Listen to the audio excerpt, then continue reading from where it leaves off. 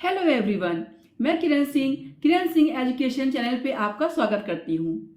बच्चों, अभी तक हमने बौद्ध धर्म के बारे में पढ़ा, जैन धर्म के बारे में पढ़ा, संघ के बारे में पढ़ा और मठ और विहार के बारे में पढ़ा और नालंदा विश्वविद्यालय के बारे में हमें जानकारी हासिल हुई। ठीक है, अब हम पढ़ने जा रहे हैं अपना नेक्स्ट टॉपिक, तीर्थयात्री। तीर्थयात्री कौन होते हैं?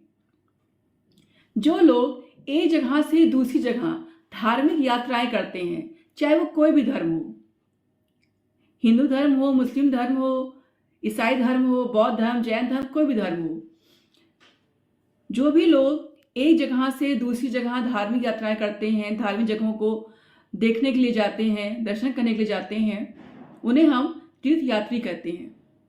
ठीक है बच्चों, अब तीर्थयात्री स्त्री, पुरुष, बच्चे, कोई भी हो सकता है ना, जो प्रार्थना करने के लिए जा रहा है। तीर्थयात्री वे स्त्री पुरुष होते हैं जो प्रार्थना के लिए पवित्र स्थानों की यात्रा किया करते हैं। इसी तरह भारत की यात्रा पर आया चीनी बौद्ध तीर्थयात्री फाशियेन काफी प्रसिद्ध है। वह करीब 1600 साल पहले, यानी कि BC-AD, क्या बोलेंगे इसको, ये 2000 साल से पहले का है या 2000 साल पहले के बाद का? ये 2000 साल के अंदर आता है ना, तो इसलिए हम इसको AD बोलेंगे। ठीक है, 16 AD, या हिंदी में कहेंगे 1600 ईस्वी, और इंग्लिश में 1600 AD। श्वेत सॉन्ग, ये 14 ईयर्स पहले आया, यानी कि 14 ईयर्स AD में, या फिर 1400 साल ईस्वी में। ठीक है, BC-AD का वीडियो आप मेरा देखेंगे तो आपको BC और AD की जो भी कंफ्यूजन है वो दूर हो जाएगी।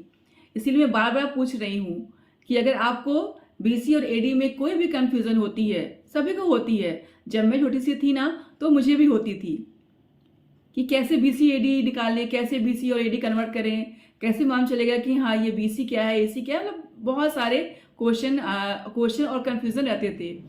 इसीलिए मैंने ये अपने बचपन की परेशानियों को लेकर देखने के बाद याद किया मैंने, और इसीलिए मैंने BC और AD पे वीडियो बनाया हुआ है, जिसको आप देख लेंगे अगर, तो आपका BC और AD का क्वेश्चन और कंफ्यूजन सब मिल जाएगा, आपको कंफ्यूजन दूर हो जाएगी और क्वेश्चन के आंसर मिल जाएंगे आपको। ठीक है, तो प्लीज देखिएगा जरूर। ओके,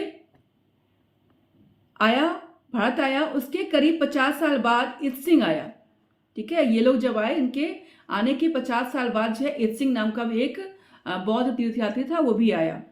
वे सब बुद्ध के जीवन से जुड़ी जगहों और प्रसिद्ध मठों को देखने के लिए भारत आए थे। जैसे हर धर्म का कोई ना कोई प्लेस होता है ना, धार्मिक प्लेस, तो ऐसे बौद्ध धर्म के भी कई सारे प्लेसेस हैं, तो वो लोग जो है वो बौद्ध धर्म के सारे प्लेसेस को देखने के लिए आए थे।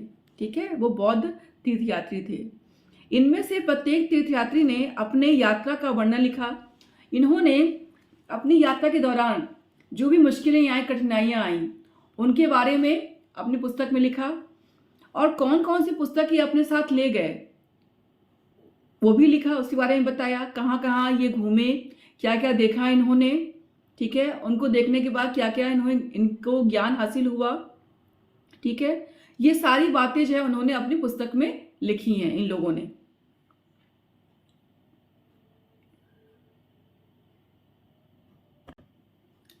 नालंदा शिक्षा का एक विशिष्ट केंद्र। बच्चों, आपको शायद, आप छोटे हो शायद ना पता हो, लेकिन जो बच्चे कंपटीशन की तैयारी कर रहे हैं उनको तो अच्छे से पता होगा कि नालंदा एक बहुत बड़ा विश्वविद्यालय था उस समय का। उस समय इससे बड़ा विश्वविद्यालय पूरी दुनिया में नहीं था। कहा जाता है कि मुगलों ने जब इस पर आक्रमण किया और इसको जला दिया तो 1 महीने तक इसकी जो पुस्तकें थी वो जलती रहीं। अब आप इससे आइडिया लगा सकते हैं कि कितनी पुस्तकें होंगी इस विश्वविद्यालय में, कि 1 महीने तक पुस्तकें जलती रहीं। मुगलों की वजह से हमने अपनी ये धरोहर खो दी। थोड़ी बहुत पुस्तकें जो बच गईं वही हमारे पास हैं आज के समय में, जो रिमेन्स बचे हुए हैं नालंदा में। ये देखिए जल के तो सब कुछ खत्म हो गया, ये खंडहर बचा हुआ है नालंदा यूनिवर्सिटी का। ठीक है, ये देखिए, ये जो नालंदा यूनिवर्सिटी है बच्चों, ये बिहार में है। ठीक है, बिहार कभी जाइएगा घूमने आप तो इस यूनिवर्सिटी को, इस धरोहर को जरूर देखिएगा। श्वेन सॉन्ग, ठीक है, तथा अन्य तीर्थयात्रियों ने जो लोग आए थे, ठीक है, उस समय के सबसे प्रसिद्ध बौद्ध विद्या केंद्र नालंदा जो बिहार में है, मैंने बताया, में अध्ययन किया। इन्होंने वहाँ पे जो है एंट्रेंस ली और वहाँ पे जाकर के उन्होंने लर्निंग की, बहुत कुछ पढ़ा, बहुत कुछ सीखा इन्होंने, पढ़ाई की इन्होंने। फिर जो पढ़ाई करने के बाद उन्होंने नालंदा के बारे में कुछ लिखा। उनकी जो उन्होंने लिखा अपनी पुस्तक में, उसके आधार पर ही हम नालंदा विश्वविद्यालय के बारे में अंदाजा लगा सकते हैं कि वो कितना बड़ा था, कितना भव्य था, कितनी पुस्तकें थी उसमें। उन्होंने सारी बातें अपनी पुस्तक में लिखी है। देखिए क्या लिखा है उन्होंने, क्या लिखा है नालंदा विश्वविद्यालय के बारे में। यहाँ के शिक्षक योग्यता तथा बुद्धि में सबसे आगे हैं। बुद्ध के उपदेशों का वह पूरी ईमानदारी से पालन करते हैं। मठ के नियम काफी सख्त हैं, जिन्हें सबको मानना पड़ता है। पूरे दिन वाद विवाद चलते ही रहते हैं, जिससे युवा और वृद्ध दोनों ही एक दूसरे की मदद करते हैं। विभिन्न शहरों से विद्वान लोग अपनी शंकाएं दूर करने यहाँ आते हैं। नए आगंतुकों से पहले द्वारपाल ही कठिन प्रश्न पूछते हैं। उन्हें अंदर जाने की अनुमति तभी मिलती है जब वे द्वारपाल को सही उत्तर दे पाते हैं। 10 में से 7-8 ही सही उत्तर दे पाते हैं। सॉरी, 7-8 जो है वो सही उत्तर नहीं दे पाते हैं। मतलब बहुत ही कुछ लोग हैं जो इसके सही उत्तर दे पाते थे और वो इस विश्वविद्यालय में प्रवेश कर पाते थे, एंटर कर पाते थे। बहुत सारे लोग तो द्वारपाल के क्वेश्चन का आंसर ही नहीं दे पाते थे, जिसकी वजह से उन्हें नालंदा यूनिवर्सिटी में एंट्रेंस नहीं मिलता था। वहाँ का जो कार्यपालन था, व्यवस्था थी, वो बहुत ही स्ट्रिक्ट थी। वहाँ के रूल बहुत स्ट्रिक्ट थे, जिसे सबको फॉलो करना पड़ता था। और शायद यही रीजन है कि नालंदा यूनिवर्सिटी जो है पूरे विश्व में फेमस थी। ठीक है, अब हम नालंदा के बारे में आपने जान लिया कि कितनी बड़ी यूनिवर्सिटी थी, ये कितनी फेमस। अब हम जानते हैं लाइफ के 4 स्टेज के बारे में, जीवन के 4 चरण, आश्रम। ठीक है बच्चों, ये जो आश्रम था, ठीक है, इसमें 4 आश्रम थे, ब्रह्मचर्य, गृहस्थ, वानप्रस्थ और संन्यास। बच्चों, उसमें वैदिक काल में लोगों का मानना था कि इंसान यानी कि मनुष्य की जो आयु है वो 100 वर्ष तो होती ही है। और सच में बच्चों, उस समय जो एटमॉस्फेयर था, जो खान पान था, उसकी वजह से लोग जीते भी थे। आज क्या है कि खान पान, एटमॉस्फेयर इतना गड़बड़ है, ग्लोबल वार्मिंग है, जिस वजह से काफ़ी सारी डिजीज़ हम लोग को होती हैं और बहुत सारे लोग बहुत ही कम एज में जो है यहाँ से चले जाते हैं, उनकी डेथ हो जाती है। लेकिन उस समय ऐसा नहीं था। तो सच में वहाँ पे उस युग में उस समय लोग जीते थे 100 साल तक, 100 वर्षों से ज़्यादा भी कुछ लोग जीते थे। तो इसीलिए 100 वर्षों के आधार पर, ठीक है, 100 ईयर्स के आधार पर ये 4 स्टेज जो है डिवाइड किए गए, 25, 25, 25, 25, इन चारों स्टेज के। ठीक है, ईच एंड एवरी स्टेज जो है वो आपका था, वो 25 ईयर्स का था। तो जब बच्चा पैदा होता था उससे लेकर के 25 ईयर्स तक वो ब्रह्मचर्य व्रत का पालन करता था, ब्रह्मचर्य आश्रम का पालन करता था। जब थोड़ा बड़ा हो जाता था तो उसे ऋषि मुनियों के आश्रम में लोग भेजते थे पढ़ने के लिए और ज्ञान हासिल करने के लिए। तो वहाँ पे जाते थे लोग और वेदों का, उपनिषदों का ज्ञान करते थे, युद्ध शिक्षा नीति प्राप्त करते थे। ठीक है, कि कैसे लड़ना है, कैसे धनुष बाण चलाना है, तलवार जलानी है, ये सारे जो है युद्ध की जो शिक्षा नीति है वो भी उस आश्रम में वो लोग प्राप्त करते थे। ठीक है, उसके बाद जब 25 साल हो जाते थे, उसके बाद उनका गृहस्थ आश्रम स्टार्ट होता था, यानी कि वहां से लौटने के बाद उनका विवाह कर दिया जाता था। फिर 25 साल वो लोग अपना जीवन यापन करते थे। ठीक है, गृहस्थ आश्रम को जीते थे। उसके बाद जब वो 50 साल के हो जाते थे, तो ये 2 स्टेज खत्म हो गई लाइफ की। फिर उनका तीसरी स्टेज स्टार्ट होती थी वानप्रस्थ, ठीक है। फिर वानप्रस्थ जो है वो 50 से लेकर के 75 तक वो लोग जो है उसको जीते थे। तो वानप्रस्थ आश्रम में क्या था कि लोग जंगल की ओर चले जाते थे और जंगल जंगल घूमते थे और ज्ञान की खोज करते थे। इस तरह से वो 25 साल जंगलों में ही बिता देते थे। उसके बाद जब वो 75 के हो जाते थे तो वो संन्यास आश्रम ज्वाइन करते थे, संन्यास ज्वाइन कर लेते थे। सब कुछ छोड़ के, बीवी बच्चे मोह माया सारा परिवार सब कुछ, आज का सब कुछ छोड़ करके वो संन्यास धारण कर लेते थे अकेले, किसी को साथ लेके नहीं जाते थे, अकेले ही संन्यास धारण करने के लिए वो निकल जाते थे।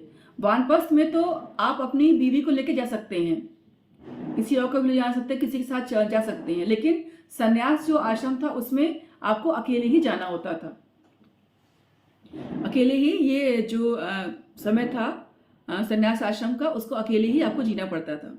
तो ये थे उस समय के 4 स्टेज जो उस समय सभी लोग इस आश्रम का, इस चारों आश्रम का पालन करते थे वैदिक काल में, ठीक है। लेकिन इसमें जो है सिर्फ क्षत्रिय, ब्राह्मण और वैश्य, ये 3 लोग, सिर्फ ये 3 लोग ही इन आश्रमों का पालन करते थे। जो शूद्र जाति थी, चौथी जाति, वर्ण व्यवस्था मैंने पढ़ाया है, लास्ट जो चैप्टर था इससे पहले वाला चैप्टर में पढ़ाया है मैंने वर्ण व्यवस्था। तो उसमें मैंने बताया है आपको कि जो वर्ण व्यवस्था थी वो 4 थी, ब्राह्मण, क्षत्रिय और वैश्य और शूद्र, ठीक है। तो इसमें से शूद्र जो जाति थी उनको इन सारे आश्रमों का पालन करने की अनुमति नहीं थी। साथ ही साथ महिलाओं को भी अनुमति नहीं थी। महिलाएं भी ब्रह्मचर्य के लिए वो आश्रम में पढ़ने के लिए या कोई भी शिक्षा लेने के लिए नहीं जाती थी, उनको नहीं भेजा जाता था। यानी कि शूद्र और महिला इन चीजों से दूर थे। इन सभी आश्रमों का इन 3 जातियों के जो पुरुष वर्ग था उनको ही पालन करना होता था, ठीक है बच्चों। और शायद यही रीजन था उस समय कि जो नए नए धर्मों का उत्पत्ति हुआ और ये जो शूद्र या महिलाएं जो प्रताड़ित थे 3 वर्णों के द्वारा, उन लोगों ने ये नए नए धर्म ज्वाइन कर लिए, जैसे बौद्ध धर्म और जैन धर्म। बौद्ध धर्म, जैन धर्म को फैलने का और उसको ज्वाइन करने का शायद ये सबसे बड़ा रीजन था कास्टिज्म। ये कास्टिज्म के लिए की वजह से ही लोगों ने ये नए नए धर्म ज्वाइन किए थे।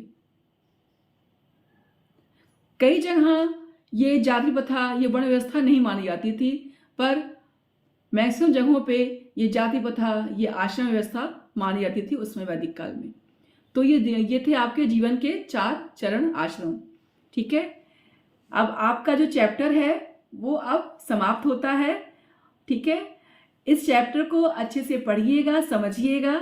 उम्मीद करती हूँ कि मेरा पढ़ाया हुआ आप लोगों को अच्छे से समझ में आया होगा। इसलिए बच्चों प्लीज़ मेरे इस वीडियो को लाइक करिए, सब्सक्राइब करिए, शेयर करिए। और आपके मन में कोई भी डाउट्स हैं तो प्लीज़ आप कमेंट बॉक्स में लिखिए, मैं उसे क्लियर करूँगी। आपके सारे क्वेश्चंस का आंसर मैं कमेंट बॉक्स में दूंगी। कि मेरा बस एक ही लक्ष्य है, एक ही एम है कि मेरे बच्चे अच्छे से पढ़ें और समझें, और जो मेरे बच्चे कंपटीशन की तैयारी कर रहे हैं, ठीक है, उनको भी सेटिस्फैक्शन हो। तो आप लोगों का सेटिस्फैक्शन ही मेरे लिए बहुत ज़्यादा इंपॉर्टेंट है। इसीलिए मैं चैप्टर के अलावा भी अलग अलग जानकारियाँ देती हूँ। जो भी चैप्टर में पढ़ाती हूँ उस चैप्टर से रिलेटेड जो अन्य जानकारियाँ हैं वो भी मैं अपने वीडियो में हमेशा देती हूँ, जिससे मेरे सभी बच्चों को फ़ायदा हो, जो क्लास में पढ़ रहे हैं वो भी और जो तैयारी कर रहे हैं कंपटीशन की वो भी। ठीक है बच्चों, तो पढ़ते रहिए और हमारा वीडियो देखते रहिए, लाइक करिए, सब्सक्राइब करिए। धन्यवाद।